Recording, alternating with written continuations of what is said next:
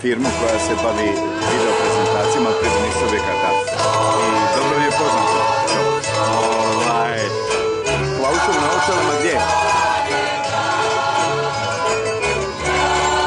Sjedi, je šta, flauta? Ne, nije flauta, jel?